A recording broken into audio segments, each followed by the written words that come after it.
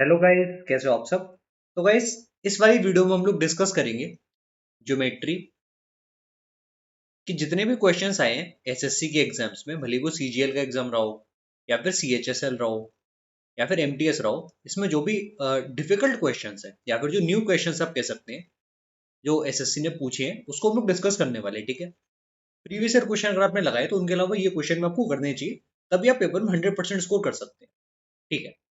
तो मैं एक एक करके सारे क्वेश्चन को डिस्कस करूंगा। ज्यादा क्वेश्चन नहीं है, बस 20-25 ही ऐसे क्वेश्चन है जो आप कह सकते हैं कि थोड़े बहुत नहीं है। वो भी अगर आपने ज्योमेट्री अच्छे से करी हो तो आप उनको वैसे भी कर सकते हैं, फिर भी डिस्कस कर लेते हैं एक बार तो अच्छा रहेगा। पहला क्वेश्चन मैं आपको समझ देता हूँ। देखिए, एक एक करके मैं आपको क्वेश्चन एक एक करके अच्छे से समझाऊंगा। ठीक है। और आपको टाइम भी मिलेगा आंसर करने का, तो आप आराम से पॉज करके आंसर करिएगा। ठीक है। तो पहला क्वेश्चन ये है कि दो कॉर्ड है, एक सर्किल गिवन है आपको। There are two chords A B and C D which are meeting at a point P. ऐसे आपका फिगर बनेगा कि दो कॉर्ड्स ऐसे इंटरसेक्ट करनी है एक पॉइंट पी पर। ठीक है। और कॉर्ड से ए बी और सी डी, तो इसको मैं ए बी मान सकता हूँ और ये सी डी मान सकता हूँ। फिर आपको क्वेश्चन में एक गिवन था that A D is the diameter. तो जो ए डी है ये डायमीटर हो गया। तो गाइस, अगर मैं इन दोनों को ज्वाइन कर लूँ तो मुझे पता है ये एंगल 90 डिग्री का आना चाहिए, because this is angle in a semi circle. A D क्या है, डायमीटर है। और क्या गिवन है आपको, एंगल डी ए पी बराबर एंगल डी ए पी, ये गिवन है कि 36 डिग्री है। ठीक है। फिर आपको गिवन है कि angle A B C 30 degree है, यानी कि 30 डिग्री गिवन है। आपको फाइंड ये करना है कि एंगल सीबीडी क्या होगा, यानी कि आपको ये वाला एंगल निकालना है, एंगल सीबीडी। तो इसको करने का सबसे अच्छा तरीका मुझे यहाँ पर क्या नजर आ रहा है, वो तरीका ये है कि अगर ये 90 है तो मैं कह सकता हूँ ये भी तो 90 होगा। बिल्कुल, ये एंगल भी 90 आ गया। ये 30 है, इतना सा जो पार्ट है ये 60 हो गया। ठीक है। ये एंगल कितना आ गया, 60 डिग्री आ गया। राइट। अब देखिए, ये एंगल अगर 60 डिग्री का है तो आपको एक बार समझ में आई कि अगर ये 36 है तो ये भी 36 होना चाहिए, बिकॉज सेम आर्क है। अब ये 36, ये एक्सटीरियर एंगल, तो ये वाला तो मुझे बताना था, ये हो जाएगा 24 डिग्री। ये आपका आंसर हो जाता है इस क्वेश्चन का। ठीक है। ऐसे जल्दी जल्दी हम लोग डिस्कस करेंगे, बिल्कुल आपका एक मिनट भी टाइम खराब नहीं करूंगा। ठीक है। अगले क्वेश्चन पर आ जाते हैं। क्वेश्चन था अच्छा क्वेश्चन था ये भी काफी, इसको मैं समझा देता हूँ। पहले क्वेश्चन में पूछा क्या गया था, एक ट्राइंगल है पी क्यू आर। तो ये हमारा ट्राइंगल हो गया पी क्यू आर। देखिए, ड्राइंग मेरी कैसे भी हो, आपको थोड़ा सा एडजस्ट करना पड़ेगा। ठीक है। ये पी क्यू आर एक ट्राइंगल है जिसमें एंगल पी क्यू आर, यानी कि इस एंगल की बात हो रही थी कि 135 डिग्री का था। देखने में हालांकि नहीं लग रहा है, बट फिर भी मान लीजिए कि 135 डिग्री है। पी क्यू बराबर था 8√2 सेंटीमीटर, बहुत बढ़िया। पी आर बराबर था 17। और आपको निकालना क्या था, निकालना आपको ये था कि क्यू आर की लेंथ क्या होगी। तो मुझे उम्मीद है कि बहुत लोग ने ये क्वेश्चन को आसानी से कर दिया होगा देखते ही। तो करने का तरीका क्या है, सिंपल सी बात है। कौन सा रूल लगेगा इसमें, कोसाइन रूल ही तो लगेगा। तो बस इसमें कोसाइन रूल लगाना था और कुछ भी नहीं था इस क्वेश्चन में। ठीक है। कोसाइन रूल आप लगाइए, इसमें आंसर आपको मिल जाएगा। और मुझे उम्मीद है कि कोसाइन रूल तो आपको आते ही होगा, अगर आप मेंस का पेपर देने जा रहे हैं या फिर आपने थोड़ी बहुत भी तैयारी करी है तो आपको कोसाइन रूल पता होगा। जैसे साइड को अगर मैं एक्स मान रहा हूँ तो मैं कह दूंगा कि जो 17 स्क्वायर है किसके बराबर होगा, this will be equal to 8√2 whole square plus X square. ठीक है।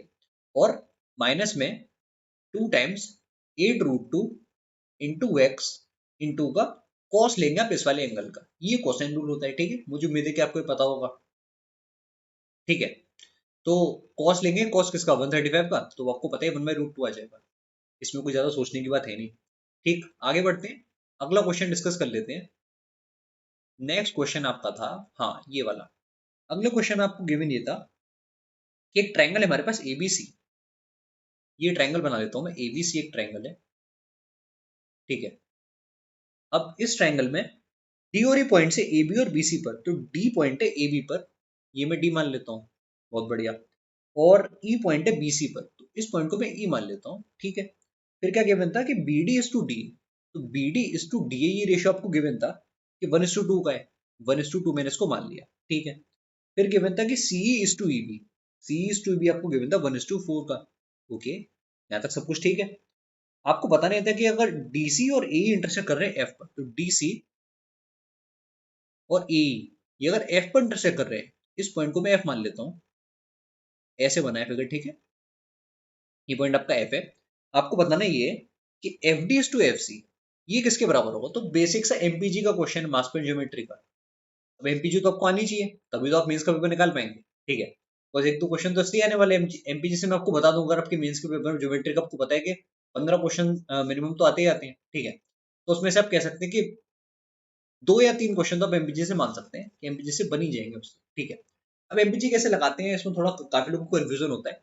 देखिए इस वाले केस में जैसे आपको यहाँ पर ये बी पॉइंट कॉमन दिख रहा है ना, तो आप एक काम कर सकते हैं, यहाँ पर 2 है, यहाँ पर 2 आना चाहिए था, यहाँ पर 1 है, यहाँ पर आप 2 को ले लीजिए। 2 लेने में आपको कोई भी हार्म नहीं है। अगर मैंने पर 2 लिया है तो इस वाले ए के प्लेस पर 1 आना चाहिए, ये तो आपको समझ में आया, ठीक है। ए पे अगर 1 आना चाहिए तो मैं कह सकता हूँ, हाँ, अगर 1 पर 2 आए तो 4 पर यहाँ पर 8 आना चाहिए। ये बात आपको समझ में आई। तो सारे रेशियोज में देख रहा हूँ कि बैलेंस अभी तक हो चुके हैं, ठीक है। बैलेंस इन द सेंस मैं कह सकता हूँ कि ए का जो वेट है वो मुझे कितना दिख रहा है, ए का जो वेट है वो मुझे दिख रहा है कि 1 यूनिट का है, और ई का जो टोटल वेट आ रहा है इस पॉइंट पर, ये वेट कितना होगा। वैसे उसकी तो टोटल जरूरत है भी नहीं, ई का वेट आप निकाले, इसकी कोई रिक्वायरमेंट है भी नहीं, क्योंकि डी का वेट आप देख लीजिए, 1 और 2 3 हो गया, तो यहाँ का वेट 8 है, यहाँ का वेट 3 है, तो रेशियो आपको दिख गया कि 3:8 का है, ठीक है। आगे बढ़ते हैं। अगला क्वेश्चन मैं आपको पहले समझा देता हूँ, एक एक करके ऐसे हम लोग अच्छे से क्वेश्चन डिस्कस करेंगे, और मुझे उम्मीद है कि आपको काफी अच्छी लग रही होगी वीडियो, क्योंकि मैं बहुत ही आराम से समझा रहा हूँ, कोई जल्दबाजी नहीं मचा रहे हैं हम लोग, ठीक है।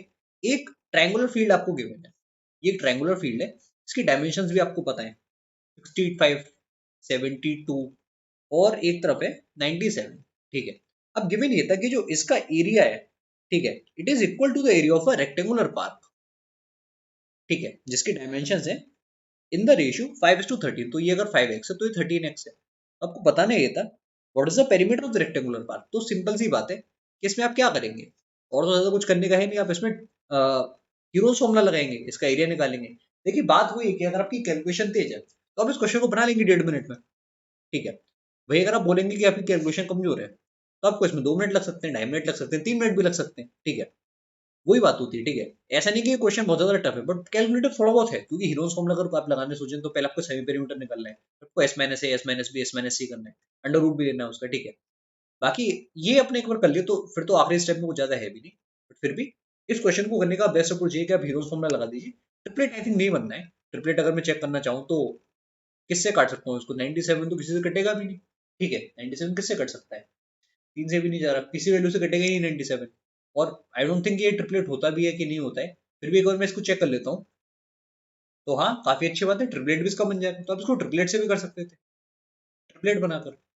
इसका ट्रिपलेट भी बनना है, पाइथागोरस में लग रही है, तो आप सीधे सीधे क्या करते, ये एंगल 90 आ जाता है, इनका प्रोडक्ट करके डिवाइड बाय 2 करते, उससे भी आप निकाल सकते थे, हीरोज फॉर्मूला से भी निकाल लेते। ट्रिपलेट का मुझे ध्यान नहीं आता बिकॉज मुझे लग रहा है कि ये जो वैल्यू थी किसी एक से कट सकती थी, बट स्टिल ट्रिपलेट ही है, ठीक है। आगे बढ़ते हैं, अगला क्वेश्चन आपको समझा देता हूँ। और हाँ, ट्रिपलेट आपको सबसे पहले चेक कर लीजिए अगर ये, बिकॉज होता क्या है, अगर ट्रिपलेट बनना है तो क्वेश्चन बहुत जल्दी हो सकता है, ठीक है। आपको केवल perpendicular into base divide by 2 कर देना है, उससे आपको पता चल जाएगा। अगला क्वेश्चन आपको समझा देता हूँ। देखिए गिवन ये था, area of a circle that is inscribed in a square of area that, area आपको गिवन है वो कितना होगा। तो बेसिकली बात ऐसी है कि हमारे पास स्क्वायर है, इसके अंदर एक सर्किल इंस्क्राइब करा गया इस तरीके से, ठीक है। अब जो स्क्वायर का एरिया वो गिवन था, स्क्वायर का एरिया कितना था, स्क्वायर का एरिया था 17 9/11 सेंटीमीटर स्क्वायर, ठीक है। इस स्क्वायर का एरिया आपको बताना है कि एरिया ऑफ सर्कल क्या होगा। देखिए सिंपल सी बात है कि अगर मैं ऐसे एक लाइन ड्रॉ कर लूं तो ये 2 टाइम्स रेडियस है और ये साइड है, ठीक है। तो आप कह सकते हैं कि जो 2 टाइम्स रेडियस है वो साइड के बराबर है, तो रेडियस बराबर साइड बाय 2 हो गया, ठीक है। अब रेडियस बराबर साइड बाय 2 अगर है तो सबसे पहले तो मुझे साइड ही पता करनी पड़ेगी। साइड कैसे पता चलेगी, इनको मल्टीप्लाई करके इसमें ऐड करें तो कितना आ जाएगा, 187 + 9 यानी कि 196/11 की बात हो रही है, ठीक है। ये आपको समझ में आया। अब इसका अगर अपन रूट ले लेंगे तो आपको साइड मिल जाएगी, उससे आपको रेडियस मिल जाएगा, पाई आर स्क्वायर करेंगे तो क्या मिल जाएगा, एरिया मिल जाएगा, सिंपल सी बात, ठीक है। ये प्रोसेस इसमें है।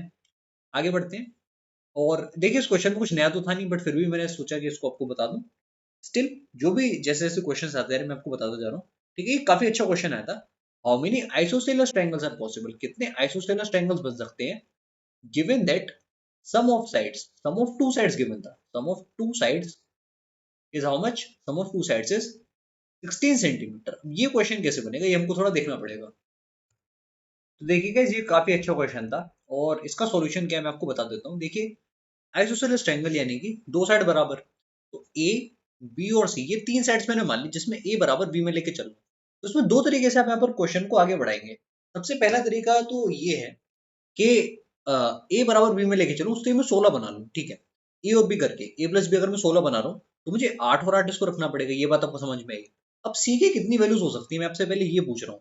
तो आप बोलेंगे कि सी की वैल्यू 1 भी हो सकती है, और कहाँ तक जा सकती है, 1 से लेकर इंटीजर वैल्यूज अगर हैं तो 16 माइनस में यानी कि 15 तक जा सकती है। ये सारी वैल्यूज के लिए आइसोसेलेस मुझे मिल जाएगा। एक बात तो मुझे ये समझ में आई, ठीक है, इन सभी वैल्यूज के लिए यानी कि 15 ट्रायंगल तो सीधे सीधे मिल गए जो आइसोसेलेस मेरे को डायरेक्ट दे रहे हैं with sum of two sides है 16 सेंटीमीटर। आगे क्या करना है, आगे इसमें ये करना है, अब ये भी तो हो सकता है कि अगर ए और बी की वैल्यू में ऐसी रखूं जिससे मैं ए प्लस सी या फिर बी प्लस सी करके 16 बना दूं। जैसे कि अगर मैं एग्जांपल लेके चलूं मिनिमम वैल्यू का 6 अगर मैं लेके चलूं, बिकॉज 5 और 5 लेने पर क्या होगा, यहाँ पर मुझे 11 लेना पड़ेगा ताकि 16 बने, बट इसी तो ट्रायंगल बनेगा नहीं 5 5 11 का, ठीक है, इसलिए उसको हटा देते हैं। अगर मैं लेट्स सपोज 6 6, अब 6 यहाँ पर लिए तो यहाँ पर 10 लेना पड़ेगा ताकि 10 और 6 16 हो जाए, इससे बन जाएगा। इसी तरीके से 7 7 और किससे 9 से बन जाएगा, ठीक है। ऐसे ही अगर मैं 8 8 8 तो मैं क्या ले ही चुका हूं, इसको हटाना पड़ेगा एक बार, ठीक है। अगर मैं ले लूं 9 9 यहाँ पर 7, इससे भी बन जाएगा एक, बहुत बढ़िया। फिर अगर हम देखें तो 10 10 और 6 इससे भी बनने वाला है। ऐसे अगर मैं 11 11 5 ले लूं इससे भी बनेगा। ऐसे अगर मैं 12 12 4 ले लूं इससे भी बनने वाला है। ऐसे अगर आप 13 13 और 3 ले रहे हैं इससे भी बनेगा। 14 14 2 ले रहे हैं इससे भी बनेगा, और फाइनली 15 15 1 से भी बनेगा। कितने बने टोटल ये आपको देखना पड़ेगा। तो देखिए इसमें आपको एक चीज हटानी पड़ेगी, वो चीज कौन सी है, अगर आप ध्यान से देखेंगे तो 1 से 15 वाले में इक्विलेटरल भी तो एक बनेगा, 8 8 8 वाला, उसको आप हटा दीजिए, यहाँ पर 14 वैल्यूज आ गई, बाकी आप इनको ऐड कर लीजिए। इनको एक एक बार गिनना है, एक बार इसको एक बार इसको एक बार इसको, इससे आपको टोटल नंबर ऑफ ट्रायंगल्स मिल जाएंगे, ठीक है। ऐसे आप इस क्वेश्चन को कर सकते थे, काउंट आपको इसमें करना पड़ता, या फिर डायरेक्ट फॉर्मुला अगर आपको कोई याद हो तो आप वो भी लगा सकते हैं। फॉर्मुला हालांकि बहुत सारे हैं आइसोसेलेस ट्रायंगल जिसमें समीशन ऑफ तीन साइड्स भी गिवन हो, उस टाइप के भी आते हैं, ठीक है। तो फॉर्मुले थोड़े ज्यादा हो जाएंगे, हालांकि P square by 48 P plus 3 square by 48 वो मुझे उम्मीद है कि आपको पता होगा, ठीक है। आगे बढ़ते हैं। अगला क्वेश्चन मैं आपको पहले समझा देता हूँ, फिर हम लोग डिस्कस करेंगे उसको। देखिए अगले क्वेश्चन में आपको ये गिवन है that P Q R, triangle P Q R है जिसको इंस्क्राइब करा गया एक सर्किल के अंदर जिसका सेंटर ओ है, ठीक है। इस तरीके से मैं फिगर बना सकता हूँ कि ये पी है, थोड़ा सा परफेक्ट नहीं बना है, और ये आर मान लेता हूँ। ऐसे फिगर बन गया हमारा, यहाँ पर ऐसे ज्वाइन है, ठीक है। अब देखिए करना है इसमें क्या है, ओ यहाँ पर सर्किल का सेंटर है। अब पीयू को प्रोड्यूस करा गया है ऐसे, कहाँ तक प्रोड्यूस करा गया है, produce to meet Q R at U, यहाँ पर तो यू पर मीट करा, और कहाँ पर हमारे पास आगे एंड सर्किल एट एस। फिर क्या गिवन है, PT perpendicular Q R, okay, तो मैं समझ गया कि किस टाइप का क्वेश्चन है ये। एंगल क्यू गिवन था 70 डिग्री, और एंगल आर गिवन था 55 डिग्री। आपको ये वाला एंगल बताना होगा कि ये वाला एंगल कितना था, ठीक है। तो ये मैं आपको पहले भी बहुत बार बता चुका हूँ, और फिर से एक बार याद दिला देता हूँ कि इस वाले केस में जब भी इस टाइप का फिगर हो सर्किल वाला, ठीक है, याद करने का बहुत ही अच्छा तरीका है। देखिए एक केस कैसा होता है कि नॉर्मल ट्राइंगल में जब भी हमारे पास एक एंगल बाइसेक्टर होता है, एक मीडियन होता है, आई थिंक ऐसा ही कुछ होता है, एक ऑल्टीट्यूड होता है, एक हमारे पास मीडियन होता है।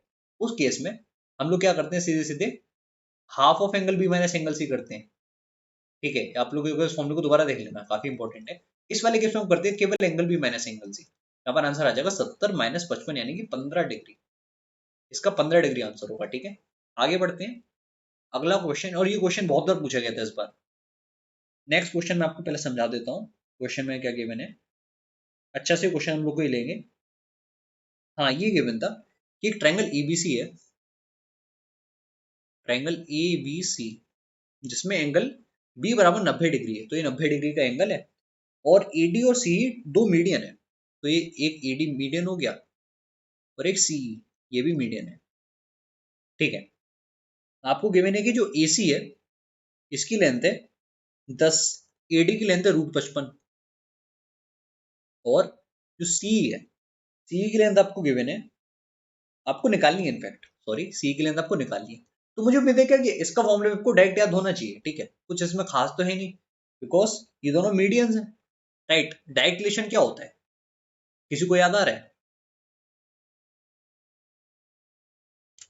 डायरेक्ट रिलेशन होता है AD square plus C square, ये जो वैल्यू है this is 5/4 times of A C square. इसकी मदद से बिल्कुल 10 सेकंड 15 सेकंड का क्वेश्चन था, अब इसको जल्दी से कर सकते थे, ठीक है। अगला क्वेश्चन मैं आपको बता देता हूँ, ऊपर पढ़ते हैं थोड़ा सा। हाँ, ये क्वेश्चन थोड़ा ठीक लग रहा है। ये क्वेश्चन डिस्कस कर लेते हैं। क्वेश्चन वन में समझा देता हूँ। क्वेश्चन में गिवन है कि एक ट्राइंगल है एबीसी, ठीक है। इसमें आपको गिवन है कि एक एंगल 135 डिग्री का है, ये वाला एंगल ए। फिर क्या गिवन है कि सी ए बराबर 5√2 है, और गिवन है कि ए बी बराबर 7 है, ठीक है, कोई दिक्कत नहीं। ई और एफ मिड पॉइंट है ए सी और ए बी के, तो ई यहाँ पर इसका मिड पॉइंट और एफ किसका मिड पॉइंट है, ए बी का, तो ये एफ हो गया। बताना आपको ये कि ई एफ की लेंथ क्या होगी। काफी अच्छा क्वेश्चन था, मुझे क्वेश्चन काफी अच्छा लगा, बिकॉज आपको इसमें दो चीज करनी पड़ती। पहली चीज तो ये थी कि आप कोसाइन रूल लगा के बीसी की लेंथ फाइंड करते, जैसा मैंने आपको फॉर्मूला आपको वीडियो के स्टार्ट में बताया था, और फिर इसका आप आधा कर देते, वो आता एफ ई, ठीक है। ये बात आपको समझ में आ रही होगी मिड पॉइंट थ्योरम से। तो एफ ई क्या होता है, इस बीसी का आधा होता है। बीसी कैसे निकालते हैं हम लोग, कोसाइन रूल से निकालते हैं, ठीक है। आगे बढ़ते हैं। नेक्स्ट क्वेश्चन मैं आपको करा देता हूँ। हाँ, ये वाला क्वेश्चन काफी अच्छा है, और ये क्वेश्चन काफी लोगों को कंफ्यूज भी कर सकता है।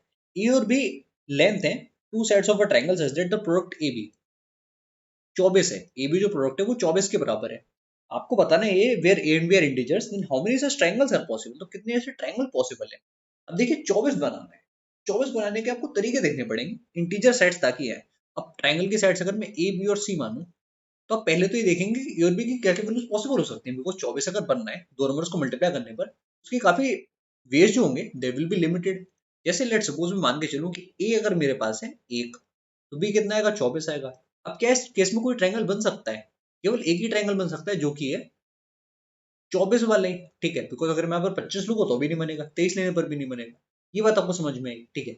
लेट सपोज मैं ए को 2 ले लेता, तो बी पर क्या आता, ठीक है। अगर मैं ए को ठीक से लिखता हूँ पहले उसको, अगर मैं ए को ले लेता 2, तो बी कितना आता, तो बी आता 12। इस केस में आप कितने ट्रायंगल बना सकते थे, इसमें एक साइड आपको मिनिमम लेनी पड़ती, फिर कितने की, 11 की, और मैक्सिमम आप जाते 13 तक, इतने ट्रायंगल्स बन जाते, ठीक है। यानी कि 11 12 13 तीन ट्रायंगल यहाँ से बनते, एक यहाँ से बना, तीन यहाँ से बने। ऐसे आपको चेक करना है इसमें। आगे आपको करके बताता हूँ, यहाँ पर 3 आता, फिर यहाँ पर 8 आता, फिर से आप यहाँ पर देखते हैं कि कितने बन सकते हैं। अब आप मिनिमम कितने लेन तक जाते, 12 तक, 12 तक नहीं सॉरी 10 तक, यहाँ पर फिर से मिस्टेक हो गई, 8 माइनस यानी कि 5, तो यहाँ पर 6 तक आपको रहना पड़ता।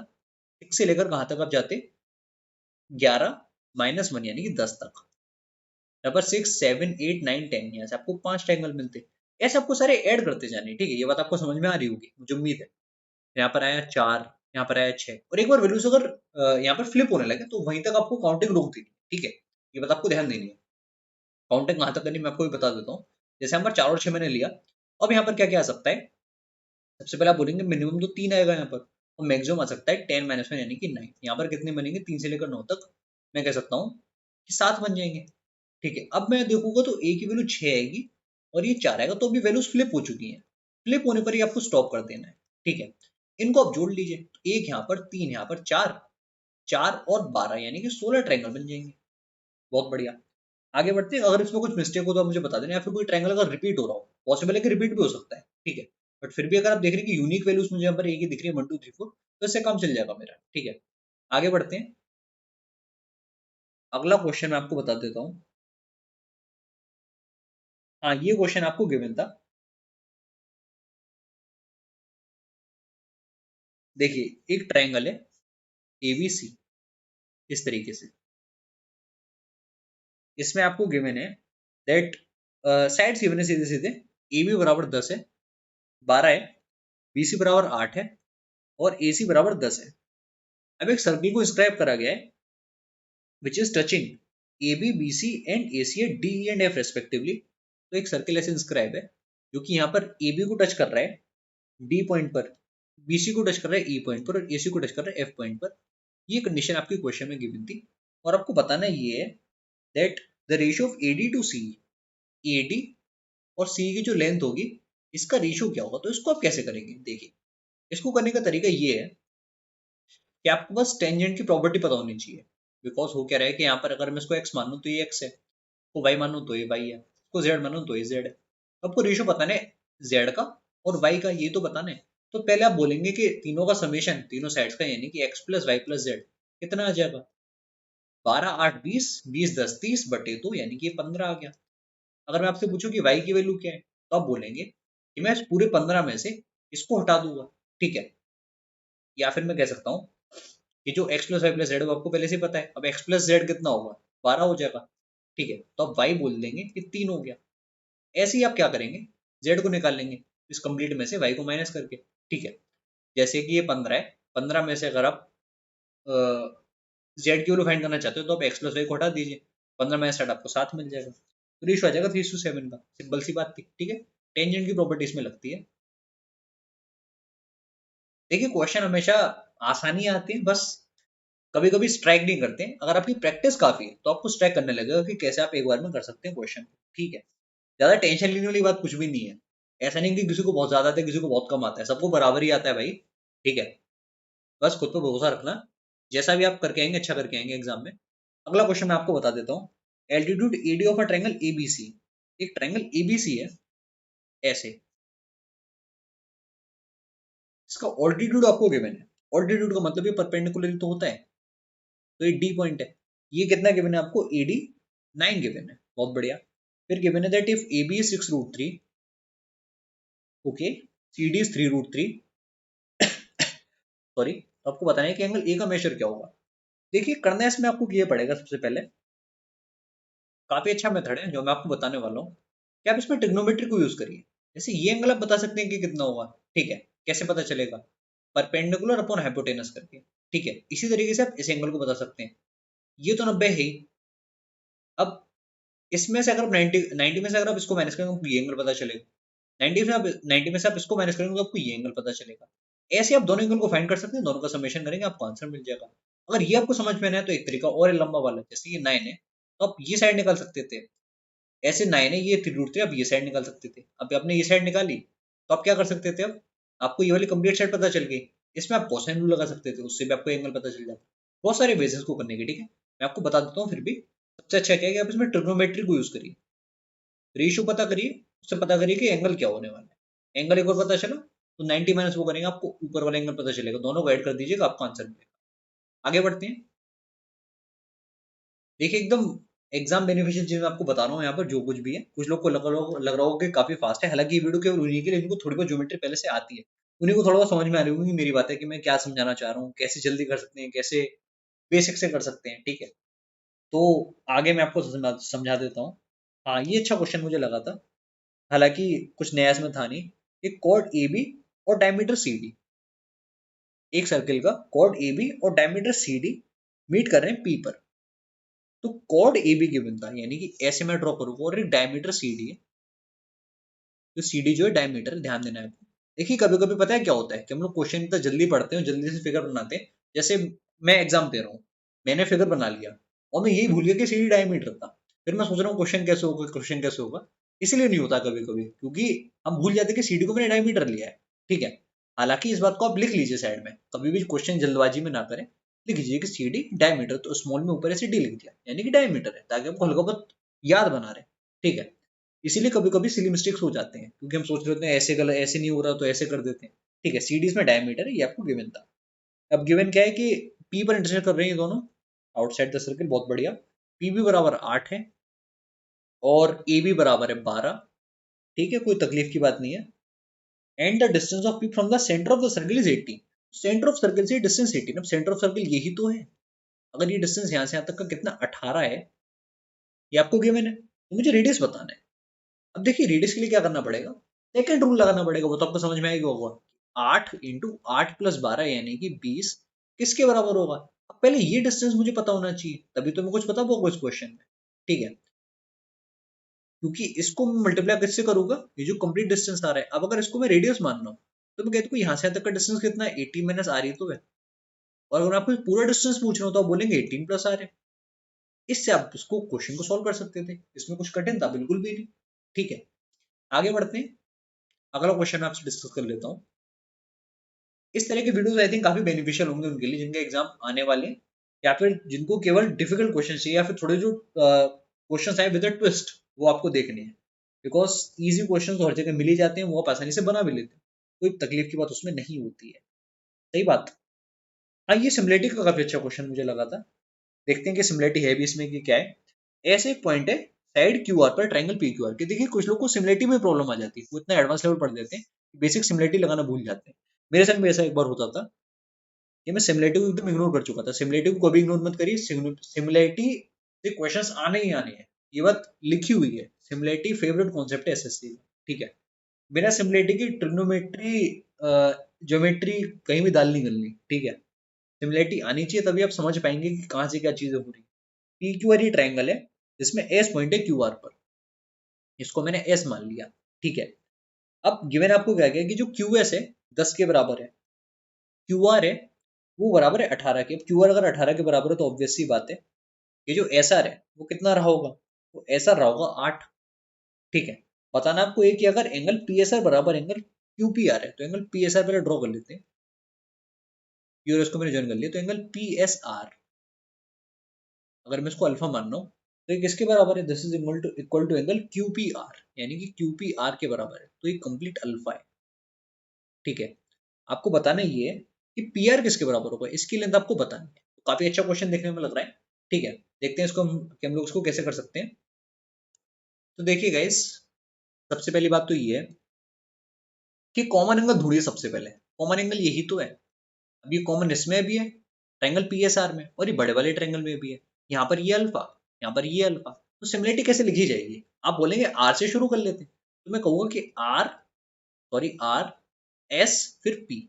आर एस पी ट्रायंगल किसके सिमिलर होगा, आर से शुरू करें तो आर से शुरू करते हैं, फिर हम अल्फा की तरफ गए थे, R P Q, R P Q के सिमिलर है, ठीक है। ऐसे आप सिमिलरिटी लिख सकते हैं आसानी से। अगर आपको ये भी लिखने में प्रॉब्लम होती हो तो आप क्या कर सकते हैं, आप सीधे सीधे रेशियो लेके चलिए। रेशियो कैसे पता चलेगा, यहाँ पर देखिए कि अल्फा की अपोजिट क्या आ रहा है। सबसे पहला ध्यान में देना है कि एंगल को पकड़ना है। जैसे मैंने एंगल पकड़ लिया अल्फा, अल्फा के अपोजिट क्या है, क्वेश्चन मार्क है। मैं बोलूंगा क्वेश्चन मार्क डिवाइडेड बाय, यहाँ पर अल्फा की अपोजिट क्या है, बड़े वाले में अल्फा के अपोजिट है 10 और 8 18, तो क्वेश्चन मार्क डिवाइड बाय 18 किसके बराबर होना चाहिए। अब यहाँ पर आपको पकड़ना पड़ेगा जो भी बेसिकली दूसरा वाला एंगल आ रहा है। जैसे ये एंगल बच गया ना यहाँ पर, ये वाला, इसके अपोजिट आप देखिए कि क्या आ रहा है। इसके अपोजिट अगर मैं ध्यान से देखूंगा तो मुझे मिल जाएगा कि 8 आ रहा है, ठीक है। अब यहाँ पर जो बच गया वो ये वाला एंगल है, इसके अपोजिट क्या आ रहा है, क्वेश्चन मार्क आ रहा है। तो आप बोलेंगे कि क्वेश्चन मार्क का जो स्क्वायर है वो 18 इंटू 8 है, ठीक है। तो क्वेश्चन मार्क की वैल्यू बता सकते हैं हम कितनी है, ऑब्वियसली कितनी है, 3 इंटू 4 यानी कि 12। काफी प्यारा क्वेश्चन था, ठीक है। ऐसे क्वेश्चन डेफिनेटली आते हैं और डेफिनेटली आएंगे, हमेशा आते रहेंगे एग्जाम में, ठीक है।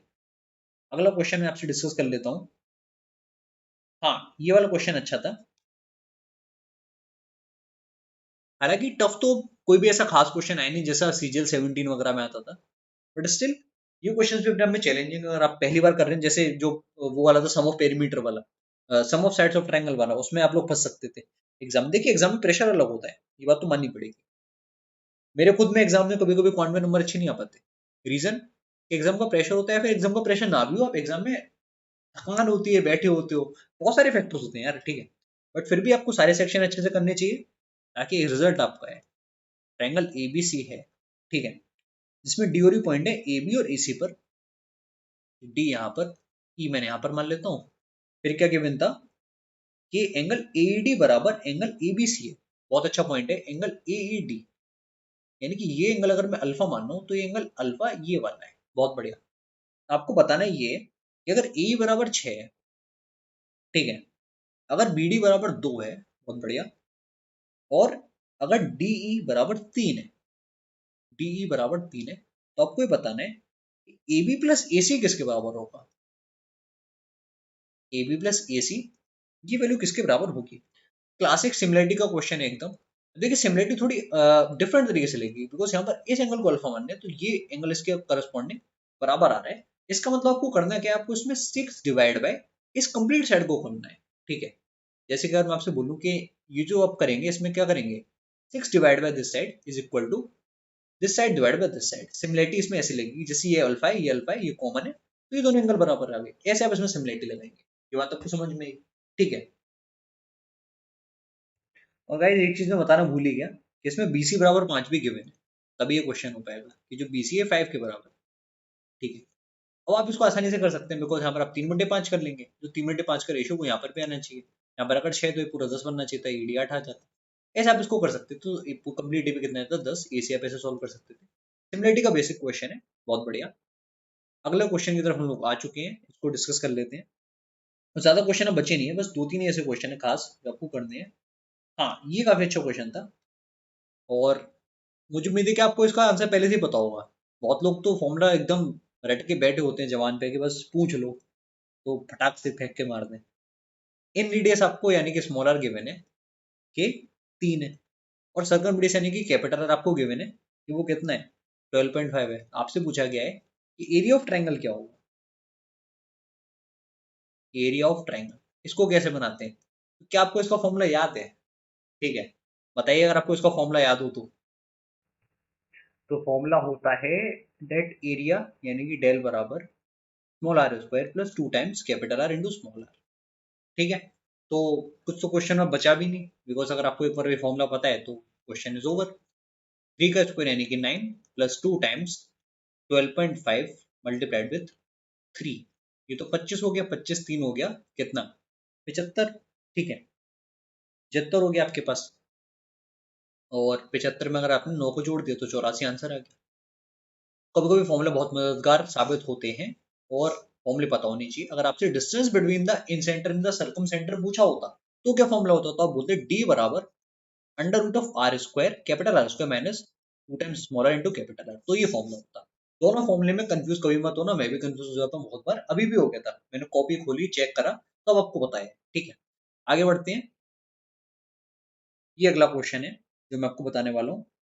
हाँ, नहीं ये तो आसान है, दूसरा बताता हूँ। ये वाला क्वेश्चन अच्छा था, कैलकुलेटर था थोड़ा सा, हालांकि वही फॉर्मूले पर बेसिस जो हम पहले कर चुके हैं। देखिए एक ट्रायंगल है एबीसी,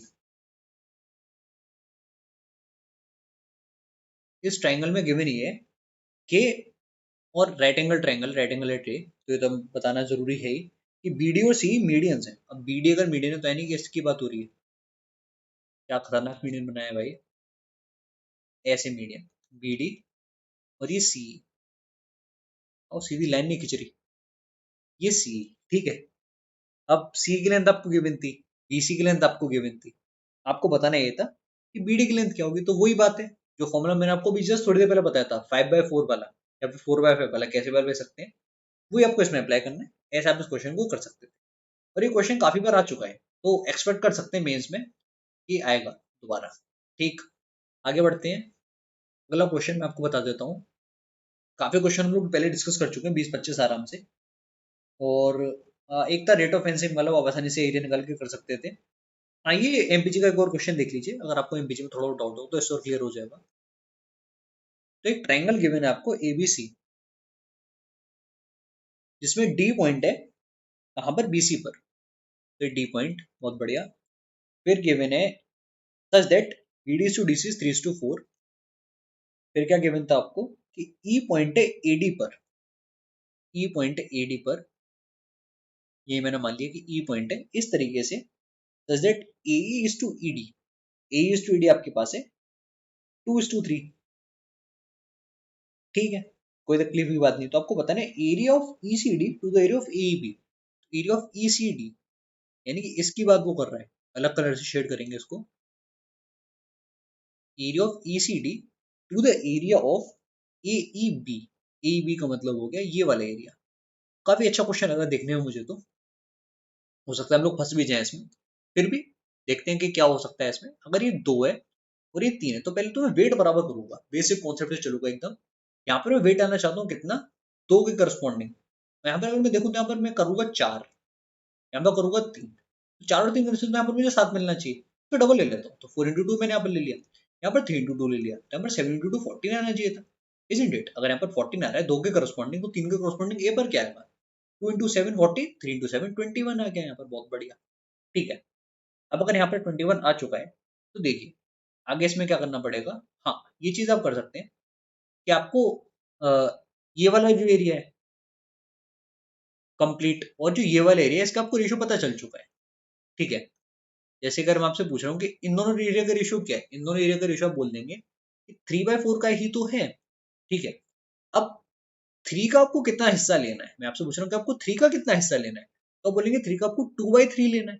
2 यहाँ पर है, 3 यहाँ पर है, ठीक है, उसी में तो बट रहा है, तो आप बोलेंगे कि आप अगर 3 का 2/5 ले लेंगे तो आपको ये एरिया मिल जाएगा इधर वाला, ठीक है। और आपको अगर ये वाला चाहिए तो इसको आपको क्या लेना पड़ेगा, इस 4 वाले का आपको लेना पड़ेगा, कितना पार्ट, यहाँ पर 3 था और ऊपर 2 था, तो आप इसका ले लेंगे 3/5, इजंट इट, इससे आपको आंसर मिल जाएगा।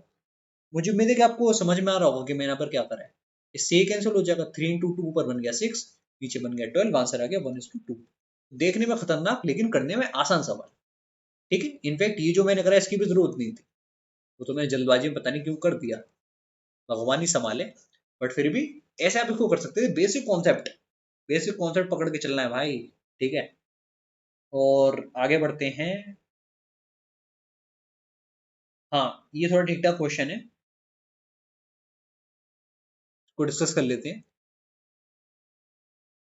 देखिए मैं एक पीडीएफ खोल के बैठा हूँ, उसमें काफी अच्छे अच्छे क्वेश्चन हैं, जो डिफिकल्ट क्वेश्चन आए या फिर जो चैलेंजिंग या फिर न्यू या फिर जिसमें आप फंस सकते हैं, जिस सवाल में आप फंस सकते हैं, मैं भी फंसता हूँ, उन सवालों को हम लोग केवल डिस्कस कर रहे हैं।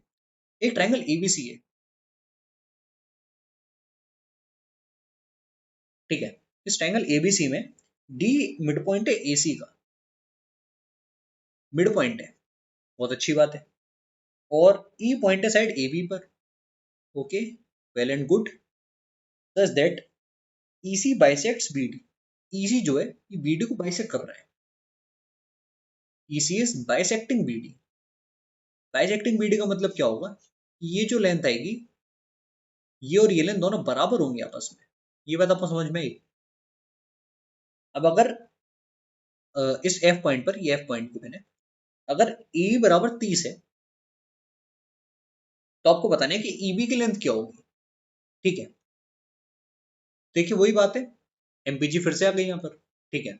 एमपीजी का मतलब ये होगा कि अगर ये एक है, ये एक है, तो ये एक होना चाहिए वेट इसका, ये भी एक होना चाहिए, ठीक है।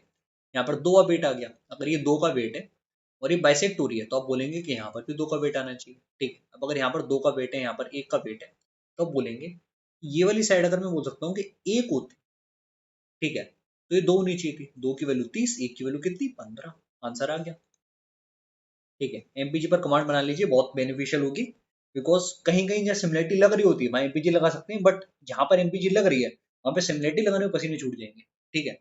ये बहुत ही ऐसी बात बोल दी मैंने जिसका मतलब मुझे भी समझ में नहीं आ रहा ज्यादा, बट फिर भी जो बोला है ठीक ही होगा, ठीक। इस क्वेश्चन को डिस्कस कर लेते हैं, देखने में पता नहीं लग रहा है कि ऐसा क्या पूछ लिया गया है, पता नहीं। हाँ, तो डिस्कस करते हैं। गिवन आपको ये है कि एक सर्किल है विद सेंटर ओ, ठीक है, जिसमें एडी डायमीटर है, बहुत अच्छी बात है, एडी डायमीटर मैंने ऐसे बना लिया आंख बंद करके एकदम, ये ए और ये डी, ठीक। AC is a chord, AC chord है, मैंने एसी कॉर्ड बना ली, कोई तकलीफ की बात नहीं, ठीक। Point B is on AC such that OB बराबर 7, तो पॉइंट बी जो है ये कहां पर है, एसी पर है, सच दैट ओबी बराबर 7 है, ये 7 है, ठीक। एंड ओ बी ए बराबर 60 डिग्री, तो एंगल ओ बी ए ये 60 डिग्री है, बहुत बढ़िया। और एंगल डी ओ सी बराबर 60 डिग्री है, तो डी ओ सी यानी कि इस एंगल की बात हो रही है, ये एंगल 60 डिग्री का है, ठीक है। बताना क्या है कि बीसी की लेंथ क्या होगी। हाँ, तो मुझे समझ में आ रहा है कि इसको कैसे कर सकते हैं, देखते हैं कि क्या होगा। यहाँ पर अगर ये 60 है तो बोलेंगे कि ये 30 हो गया, इसका आधा 60 का, ये 30 है ये 60 है, तो आप बोलेंगे कि ये तो 90 आ गया, इजंट इट। ये एंगल कितना आ गया, एंगल 90 डिग्री तो ये आ गया, राइट। अगर ये एंगल 90 डिग्री है, ये आपको दिख रहा है कि 7 बन रहे हैं, ठीक है, वो भी बराबर 7 है, और ट्रिपलेट लग जाएगा। अगर ये 30 है तो आप कह सकते हैं ये √3 होना चाहिए था, √3 ये एक होता, और सॉरी 30 है तो √3 ये वाला होता, मैंने हाइपोटेनस उठा लिया, √3 होता ये वाला ऊपर वाला, ठीक है। अब √3 होता, ये एक होता, ये 2 आता, अब अगर एक ही जगह 7 है तो ये 7√3 होना चाहिए, यहाँ पर कितना होना चाहिए 14 होना चाहिए, ये 14 आ गया, ठीक है। आपको लेंथ बतानी है किसकी, बीसी की, ठीक। तो बेसिकली क्या करना पड़ेगा यहाँ पर, एक चीज ये करनी पड़ेगी, क्या आप ये देखिए ये 7√3 है, रेडियस है, तो ये भी तो आना चाहिए 7√3, ये 60 90 तो ये 30 आना चाहिए।